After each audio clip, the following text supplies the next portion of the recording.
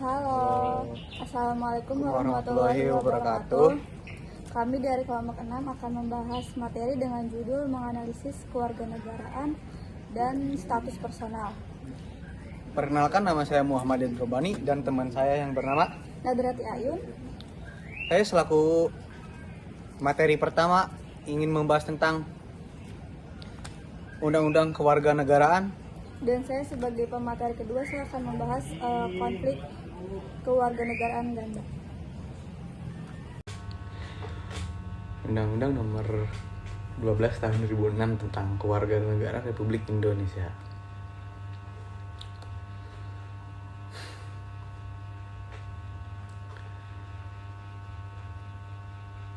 Sebelum tahun 2006, Indonesia menggunakan Undang-Undang Nomor 62 Tahun 1958. Seiring perkembangannya zaman, munculnya berbagai masalah seperti perkawinan campuran, WNI dengan WNA, anak hasil perkawinan beda kewarganegaraan, mobilitas warga negara di area globalisasi, maka diperlukanlah undang-undang baru yang lebih modern, adil, dan adaptif terhadap kondisi global yang sekarang.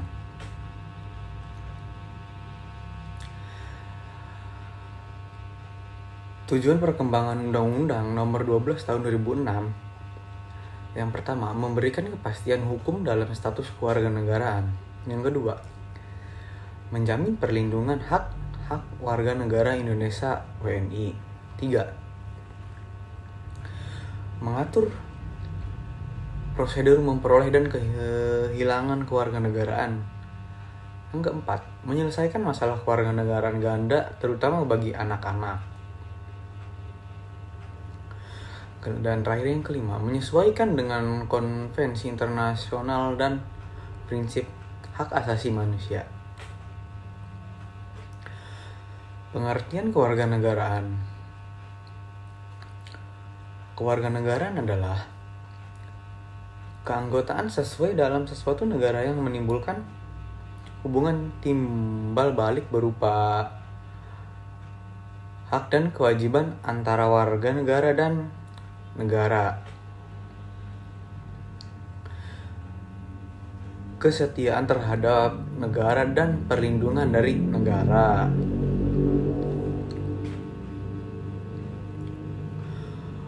Ruang lingkup Undang-Undang Kewarganegaraan. Undang-Undang Nomor 12 Tahun 2006 mengatur hal-hal berikut. Yang pertama, siapa yang menjadi WNI? Yang kedua, syarat dan tata cara kewarganegaraan. Ketiga, kehilangan kewarganegaraan. 4. Pengambilan kembali kewarganegaraan. Dan terakhir yang kelima, ketentuan pidana bagi pelanggaran kewarganegaraan.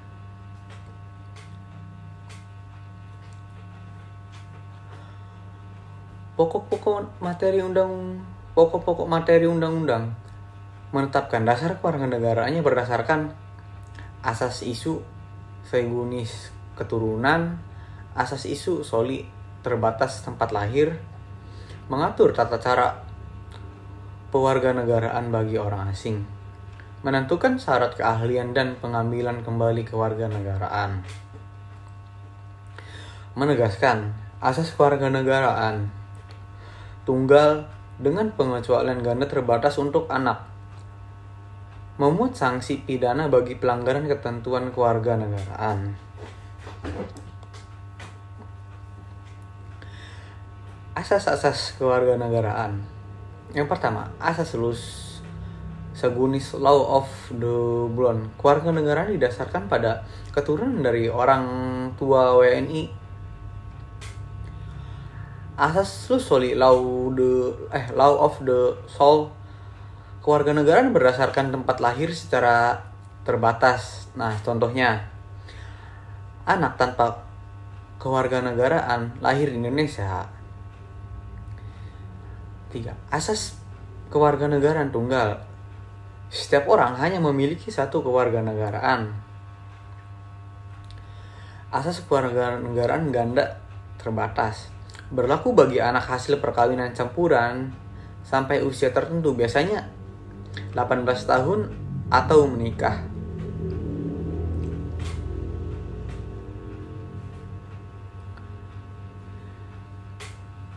Cara memperoleh kewarganegaraan Indonesia.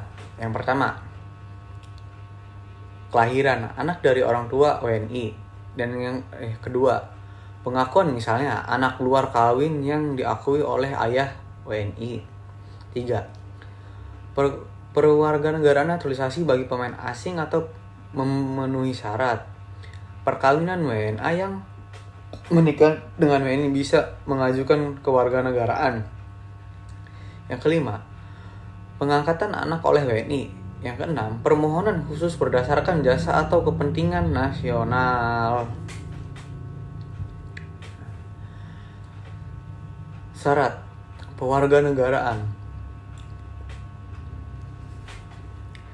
Orang asing dapat menjadi WNI jika berusia 18 tahun atau sudah menikah, tinggal di Indonesia selama 5 tahun berturut atau 10 tahun berturut-turut, serta sehat jasmani dan rohani, bisa bahasa Indonesia, mengikuti Pancasila dan Undang-Undang Dasar tahun 1945, tidak pernah dihukum pidana lebih dari 1 tahun, memiliki pekerjaan tetap dan tinggal, tidak berkewarganegaraan ganda.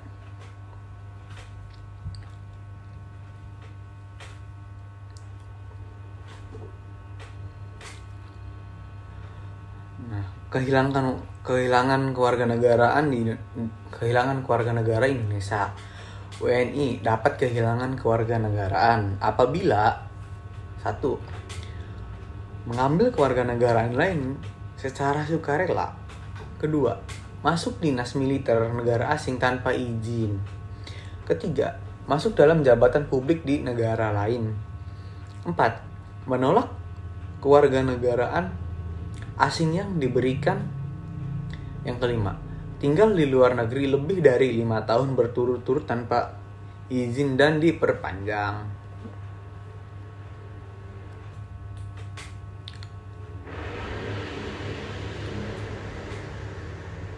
Pengambilan kembali kewarganegaraan. Seseorang dapat mengajukan kembali menjadi WNI jika pernah menjadi WNI sebelumnya, telah melepaskan kewarganegaraan asing, menyatakan setia kepada NKRI, Pancasila, dan Undang-Undang Dasar tahun 1945. Cukup sekian dari saya. Kewarganegaraan ganda merupakan status hukum seseorang yang diakui sebagai warga negara oleh lebih dari satu negara pada saat yang bersamaan. Status ini dapat terjadi karena berbagai faktor seperti kelahiran, perkawinan antar warga negara yang berbeda atau naturalisasi. Secara umum terdapat 2 jenis kewarganegaraan. Yang pertama, secara umum terjadi 2 jenis kewarganegaraan ganda. Yang pertama yaitu kewarganegaraan ganda secara sukarela dan tidak sukarela. Sedangkan kewarganegaraan ganda sukarela terjadi ketika seseorang secara aktif memilih untuk memiliki kewarganegaraan lebih dari satu negara, seperti melalui naturalisasi perkawinan antar warga negara atau pendaftaran diri sesuai regulasi negara yang bersangkutan. Individu yang memperoleh kewarganegaraan ganda secara sukarela biasanya memiliki kesadaran dan tujuan tertentu. Contohnya seperti kemudahan akses, terus ekonomi atau sosial di negara lain. Sementara itu, kewarganegaraan ganda yang tidak sukarela terjadi secara otomatis karena perbedaan asas. Nah, kewarganegaraan yang diterapkan oleh berbagai negara. Misalnya seorang anak yang lahir di Amerika Serikat dari orang tua yang berkewarganegaraan Indonesia dapat secara otomatis memperoleh kewarganegaraan Amerika Serikat berdasarkan prinsip ius soli, sementara tetap memiliki kewarganegaraan Indonesia. Berdasarkan prinsip ius sanguinis, perbedaan asas ini seringkali menimbulkan kewarganegaraan ganda tanpa adanya pilihan aktif dari individu yang bersangkutan. Di dunia terdapat beragam pendekatan terhadap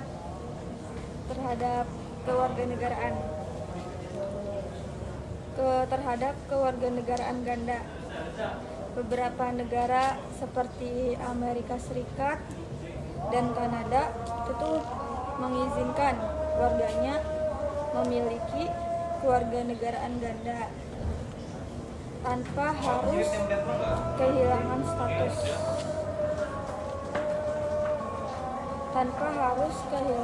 status kewarganegaraan aslinya.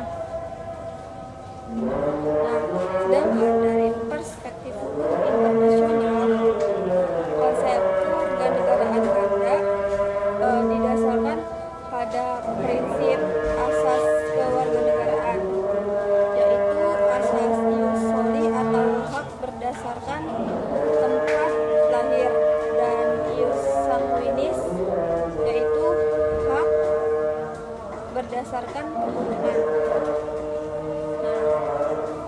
Dalam hukum internasional juga, kewarganegaraan ganda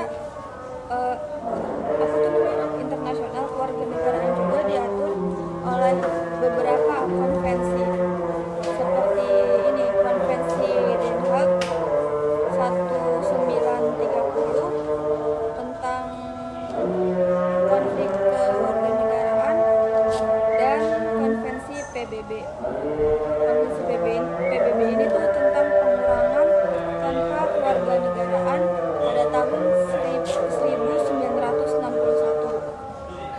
Kedua instrumen hukum ini bertujuan untuk mengurangi potensi konflik. Terus,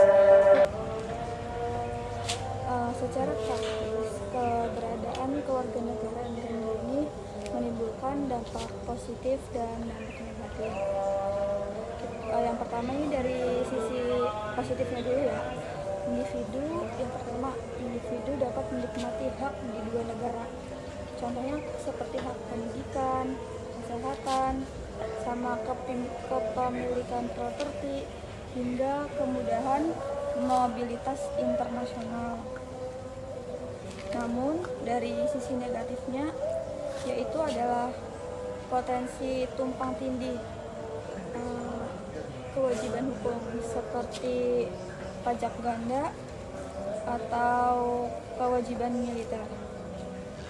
Indonesia sendiri membatasi hak politik bagi individu dengan status kewarganegaraan ganda, terutama dalam hal pencalonan pejabat publik, karena di dianggap beresiko pada loyalitas ganda.